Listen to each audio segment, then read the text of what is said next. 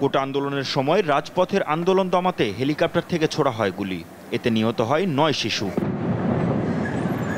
বুধবার শিশু নিহতের ঘটনায় ক্ষতিপূরণ ও তদন্ত চেয়ে করা রিটের শুনানি শেষ হয়েছে। এ বিষয়ে বৃহস্পতিবার আদেশ দেবেন আদালত। বিচারপতি শেখ হাসান আরিফের নেতৃত্বে দ্বৈত বেঞ্চে এ শুনানি হয়।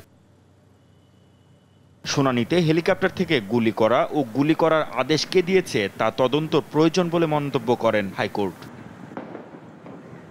এদিকে গেল ২১ জুলাই কারাবন্দীদের সঙ্গে দর্শনার্থীদের সাক্ষাৎ সাময়িকভাবে স্থগিত করে প্রজ্ঞাপন জারি করে স্বরাষ্ট্র মন্ত্রণালয়ের সুরক্ষা বিভাগ।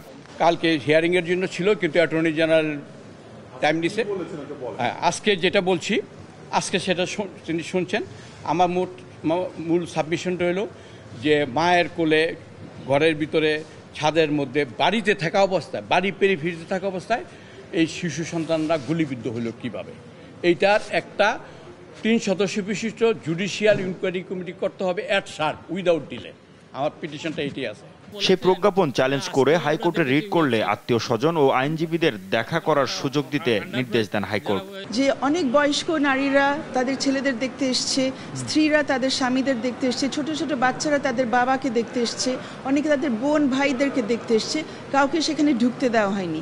এখন যে অবস্থা, এই অর্ডারটা যদি এখন পর্যন্ত বহাল থাকে, তার মানে হচ্ছে ৩ সপ্তাহ ধরে যারা কারাগারে আছে বিনা বিচারে এবং যারা সাজাপ্রাপ্ত, কেউ কিন্তু তার স্বজনদের সাথেও দেখা করতে পারেনি, আইনজীবীদের সাথে দেখা করতে পারেনি।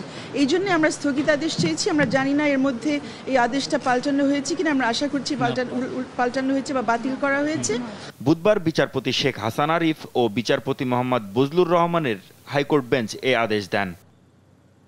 মাহমুদ হাসান, দেশ টিভি, ঢাকা।